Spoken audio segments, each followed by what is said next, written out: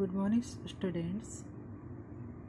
कल स्टार्ट हो चुका था हेलो एल्केन हेलो एरिन्स, जिसमें मैंने आपको इसके प्रकार भी बताए थे कि एलिफेटिक और एरोमेटिक। चलिए आज आपको स्टार्ट करते classification of halo alkane and hello Erin.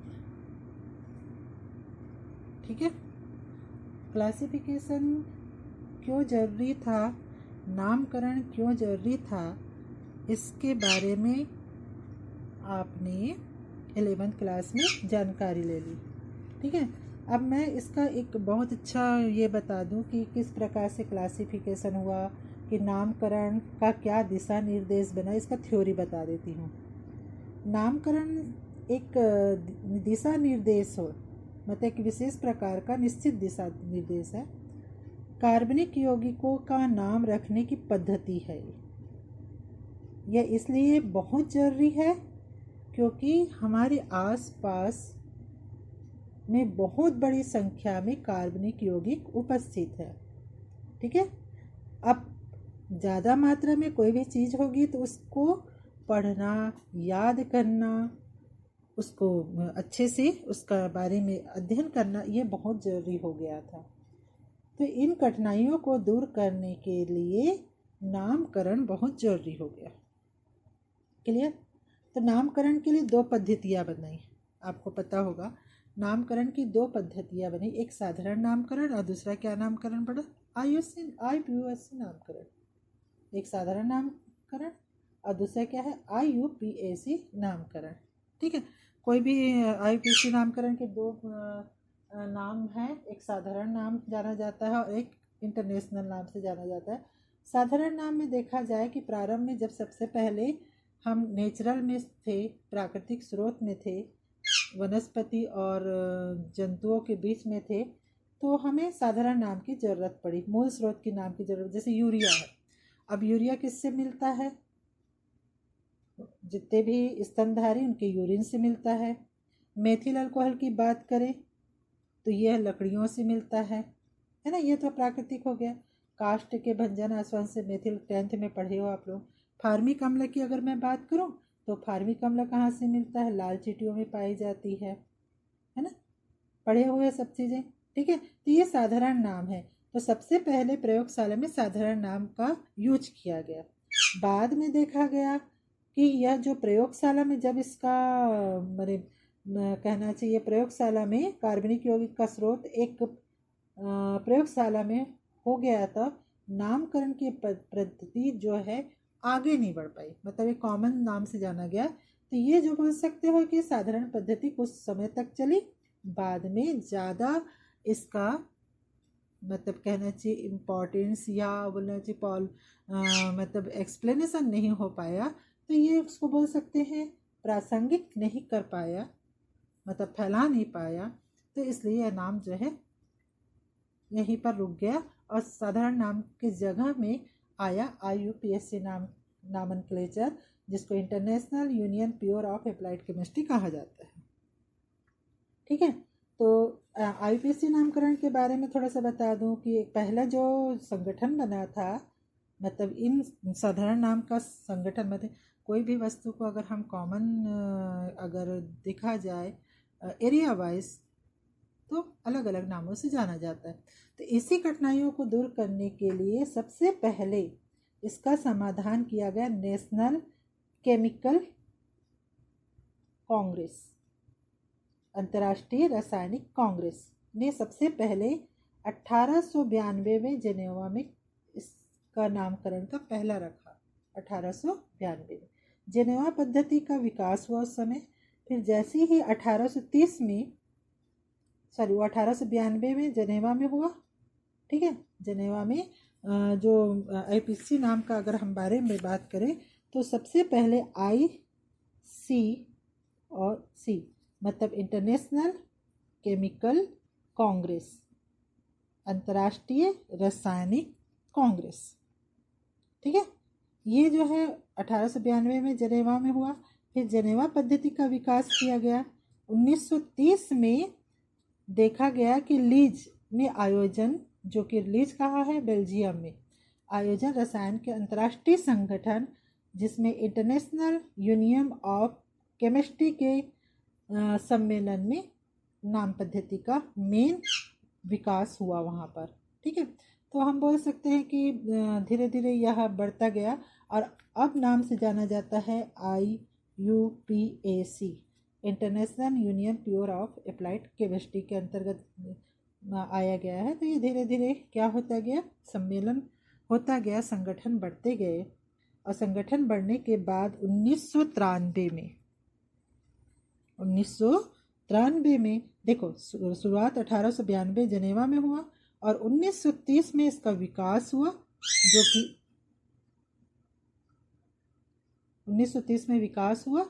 उसके बाद ये IPC के नाम से 1893 में कहना चाहिए IPC नाम के रूप में जाना गया। ठीक है, अब देखा जाए तो अगर हम ध्यान दें तो कुछ IPC नेम में साधारण नाम ज़्यादा लोकप्रिय था।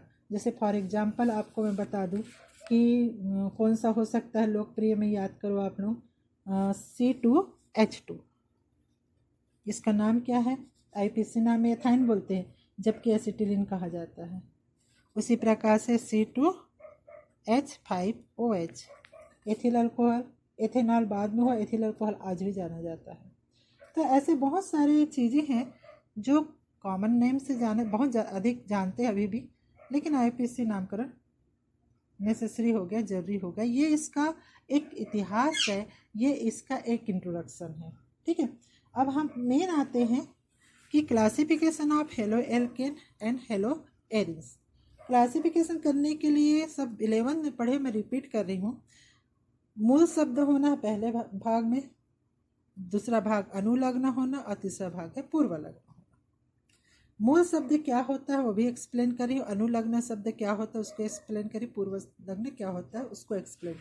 मूल शब्द देखो, मूल शब्द में क्या रहेगा देख लीजिए, meth, eth, prop, but, pent, है ना, hept, meth, eth, prop, but, pent, hex, hept, oct, non, dec, undec, dodec, आगे बढ़ते गए हो आप। ठीक है, इसके बाद आता है आपका दूसरा भाग है अनुलग्न। अनुलग्न में आप देख रहे हो क्या है, अनुलग्न के दो पार्ट है, प्राथमिक अनुलग्न, द्वितीयक अनुलग्न। प्राथमिक अनुलग्न में मेथ की जगह में एन, इन, आइन कॉमन चीज़ है। द्वितीय लग्न की बात करूं तो द्वितीय लग्न में जितने भी क्रियात्मक समूह हैं, जैसे ऑल, एल्डिहाइड, कीटोन, है ना, ये सब आपके मैं कॉमन बताते जा रही, सब पता है आप लोगों को। ये कीटोन का, चलो अल्कोहल का ऑल लगाना है, द्वितीय लग्न, मेथेन प्लस ऑल मेथेनॉल, है ना, aldehyde al, ketone one, carboxylic oic acid, ester oate, acetic acid, yl chloride, acid amide, amide, cyanide, nitrile, amine, amine. ठीक है, ये हो गया आपका द्वितीय लग्न। क्लियर। उसके बाद आता है पूर्व लग्न। क्या होता है पूर्व लग्न? जो है IPC नाम का वह भाग है जो मूल शब्द के पूर्व आता है। मूल शब्द के पूर्व मतलब जैसे कि आपका अब एग्जाम्पल बताऊंगी, मूल शब्द के पूर्व आना, जिसमें दो पार्ट है, प्राथमिक और द्वितीय। प्राथमिक में क्या, जैसे कि मान लीजिए ये जो देख रहे हो स्ट्रक्चर, इसको हमने बोलेंगे नॉर्मल चैन, और इसको क्या बोलोगे, इसको क्या बोलोगे, चक्रीय। ठीक है, तो हम जब लगाते हैं कि प्राथमिक पूर्व लग्न क्या है, जैसे कि आप देखिए इसमें ये, इसको लिखेंगे अचक्री और इसको क्या लिखेंगे, चक्री।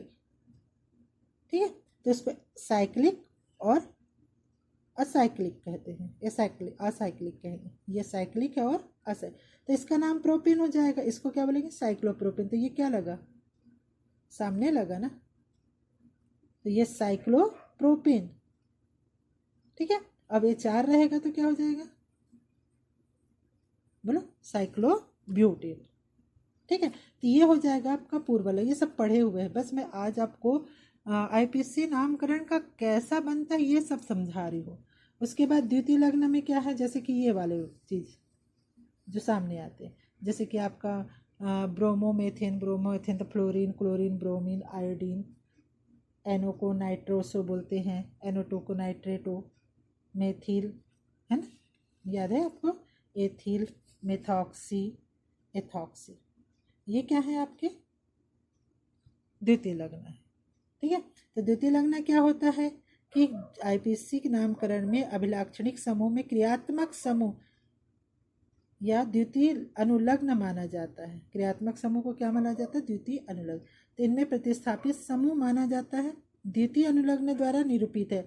तो कुल मिला के ये बोल सकते हो कि एक मेन स्ट्रक्चर तैयार हुआ है, जैसे कि आपका मूल शब्द जैसे मेथ है, ठीक है, अनुलग्न, अनुलग्न इन आइन, तो एन है तो मेथेन, एथेन, प्रोपेन, ब्यूटेन। ठीक है, उसके बाद आपका क्या है? पूर्व लग्न। पूर्व लग्न में आपको पता है कि साइक्लिक है, साइक्लिक है। ठीक है, उसी प्रकार से फ्लोरीन, क्लोरीन, ब्रोमीन, आयोडीन, तो IPC नामकरण में अगर मान लीजिए सामने में क्लोरीन मतलब किसी स्ट्रक्चर में इस प्रकार से ये जुड़ा हुआ है, तो इसको आप क्या बोलोगे? क्लोरोमेथेन। तो ये पूर्व लग्न का ये है।